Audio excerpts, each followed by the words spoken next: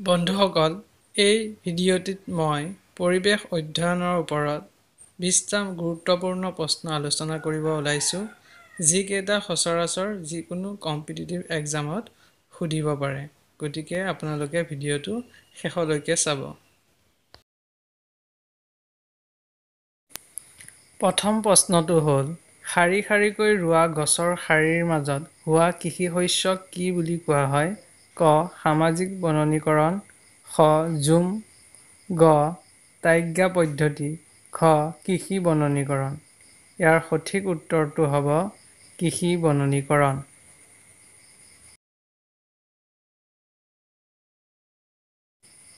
দুই নম্বৰ প্ৰশ্ন, চিমেণ্ট ফেক্টৰীত কৰ্মৰত শ্ৰমিকসকলৰ কি ৰোগ হোৱাৰ সম্ভাৱনা থাকে? ক. তেজৰ কৰ্কট ৰোগ, খ. অস্থিমজ্জাৰ ৰোগ, গ. এছবেষ্টচিছ, ঘ. চাইটোছিলিকোচিছ। ইয়াৰ সঠিক উত্তৰ হ'ব ঘ. চাইটোছিলিকোচিছ। সাধাৰণতে চিমেণ্ট ফেক্টৰীত কৰ্মৰত শ্ৰমিকসকলৰ এই ৰোগ হোৱা দেখা যায়। ৩ নম্বৰ প্ৰশ্ন, তলৰ কোনটো বায়ু প্ৰদূষক নহয়? ক. ধোঁৱা, খ. নাইট্ৰজেন গেছ, গ. কাৰ্বন ডাই অক্সাইড, খ. ছালফাৰ ডাই অক্সাইড। ইয়াৰ সঠিক উত্তৰ হ'ব খ. Nitrogen gas. নাইট্ৰজেন গেছে বায়ু প্ৰদূষণ নকৰে। গতিকে ইয়াৰ সঠিক উত্তৰ হ'ব নাইট্ৰজেন গেছ। ৪ নম্বৰ প্ৰশ্ন, জনসংখ্যাৰ সূচকীয় বৃদ্ধিৰ সূত্ৰটো হৈছে ক. dN/dt = Rn, খ. dt/dN = Rn, গ. dN/Rn = dt, খ. Rn/dN = dt। ইয়াৰ সঠিক উত্তৰ হ'ব ক.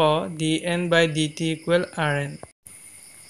৫ নম্বৰ প্ৰশ্ন, বন্যপ্ৰাণী ক্ৰমাগত কমি যোৱাৰ প্ৰধান কাৰণ হ'ল ক. পৰভক্ষিতা, খ. বনাঞ্চল ধ্বংসীকৰণ, গ. আৱাসভূমি ধ্বংসীকৰণ, খ. চিকাৰ। ইয়াৰ সঠিক উত্তৰ হ'ব খ. বনাঞ্চল ধ্বংসীকৰণ। বনাঞ্চল ধ্বংসীকৰণৰ ফলত বন্যপ্ৰাণীৰ সংখ্যা ক্ৰমাগত কমি গৈ আছে। ৬ নম্বৰ প্ৰশ্ন, আঞ্চলিক আৰু স্থানীয় প্ৰজাতিৰ ভিন্নতাৰ অনুপাত জোখা প্ৰথাক কি কোৱা হয়? ক. আলফা ভিন্নতা, খ. বিটা ভিন্নতা, গ. গামা ভিন্নতা, খ. ডেল্টা ভিন্নতা। ইয়াৰ সঠিক উত্তৰ হ'ব খ. বিটা ভিন্নতা।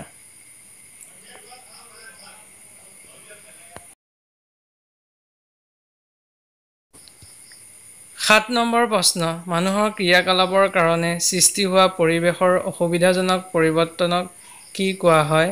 ক. পৰিস্থিতি উপদ্ৰৱ, খ. বিপৰ্যয়, গ. পৰিস্থিতিক নিম্নীকৰণ, খ. প্ৰদূষণ। ইয়াৰ সঠিক উত্তৰটো হ'ব খ. প্ৰদূষণ। মানুহৰ ক্ৰিয়াকলাপৰ কাৰণেই প্ৰদূষণৰ সৃষ্টি হয়। জৈৱ বৈচিত্ৰতা তলৰ কোনটো শুদ্ধ হয়? ক. বিষুৱীয় অঞ্চলৰ ফালে বৃদ্ধি পায়, খ. বিষুৱীয় অঞ্চলৰ ফালে কমি যায়, গ. সমগ্ৰ অঞ্চলত একেই থাকে, খ. অক্ষাংশৰ কোনো পৰিৱৰ্তন নাথাকে। ইয়াৰ সঠিক উত্তৰ হ'ব ক.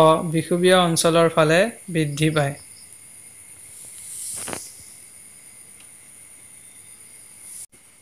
৯ নম্বৰ প্ৰশ্ন, ডেংগু ৰোগৰ বাহক হ'ল ক. এইডছ মহ, খ. কিউলেক্স মহ, গ. মাখি, খ. এন'ফিলিছ মহ। ইয়াৰ সঠিক উত্তৰ হ'ব এইডছ মহ।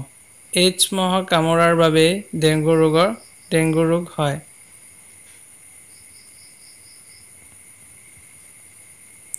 ১০ নম্বৰ প্ৰশ্ন, মিনামাটা ৰোগ কিহৰ প্ৰভাৱত হয়? ক. পাৰা, খ. আয়ডিন, গ. আৰ্ছেনিক, খ. কেডমিয়াম। ইয়াৰ সঠিক উত্তৰ হ'ব ক. পাৰা। পাৰাৰ প্ৰভাৱত মিনামাটা ৰোগ হয়। ১১ নম্বৰ প্ৰশ্ন, ৰেড ডাটা বুকত তথ্য কিহৰ থাকে? ক. সকলো উদ্ভিদ প্ৰজাতিৰ, খ. সকলো প্ৰাণী প্ৰজাতিৰ, গ.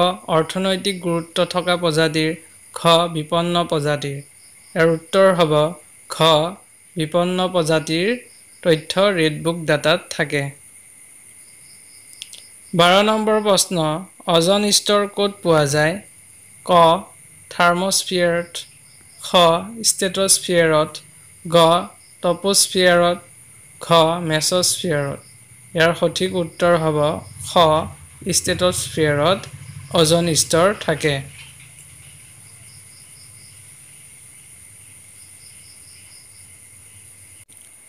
13 নম্বৰ প্ৰশ্ন তলৰ কোনটো পৰস্পৰ ক্ৰিয়াই উপবিবৰ্তনত সহায় নকৰে ক সহভোক্ততা খ সহুপকাৰিতা গ পৰজীৱিতা ঘ দুই প্ৰজাতিৰ মাজৰ প্ৰতিযোগিতা ইয়াৰ সঠিক উত্তৰ হ'ব ঘ দুই প্ৰজাতিৰ মাজৰ প্ৰতিযোগিতা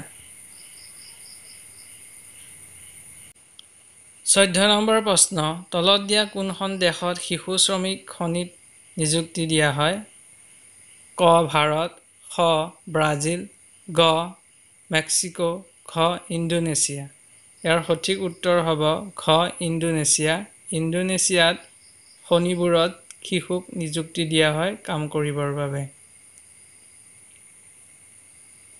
15 নম্বৰ প্ৰশ্ন CNG সম্পূৰ্ণ নাম হৈছে ক কমন নেচনেল গেছ খ কম্প্ৰেছড নেচাৰেল গেছ গ কমন নেচাৰেল গেছ খ চাৰ্টিফাইড নেচাৰেল গেছ ইয়াৰ সঠিক উত্তৰ হ'ব খ কম্প্ৰেছড নেচাৰেল গেছ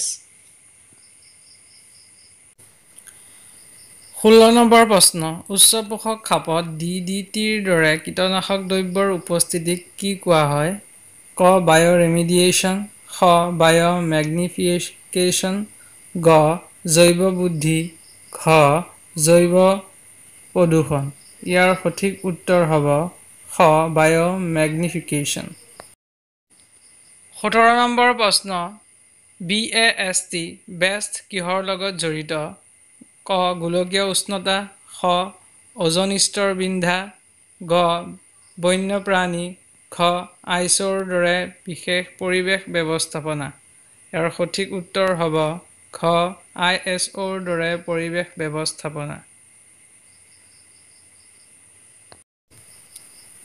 18 নম্বৰ প্ৰশ্ন বিশেষ বাধাৰ দ্বাৰা পৃথক কৰা বিভিন্ন ভৌগোলিক অঞ্চলত পোৱা প্ৰজাতিক কি কোৱা হয় ক এল'পেট্ৰিক খ চিম'পেট্ৰিক গ সহোদৰ খ ওপৰৰ কোনোটোৱেই নহয় ইয়াৰ সঠিক উত্তৰ হ'ব ক এল'পেট্ৰিক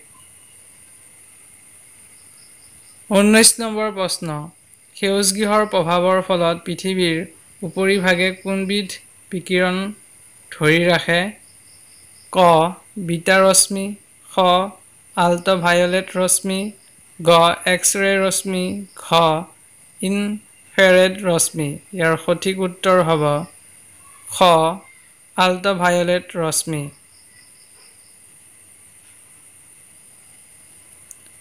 20 নম্বৰ প্ৰশ্ন বন্যপ্ৰাণী সপ্তাহ উদযাপন কৰা হয় ক অক্টোবৰৰ 1 তাৰিখৰ পৰা 7 তাৰিখলৈ খ অক্টোবৰৰ 15 তাৰিখৰ পৰা 21 তাৰিখলৈ গ জুনৰ 1 তাৰিখৰ পৰা 7 তাৰিখলৈ ঘ জুনৰ 15 তাৰিখৰ পৰা 21 তাৰিখলৈ ইয়াৰ সঠিক উত্তৰ হ'ব ক অক্টোবৰৰ 1 তাৰিখৰ পৰা 7 তাৰিখলৈ বন্যপ্ৰাণী সপ্তাহ উদযাপন কৰা হয়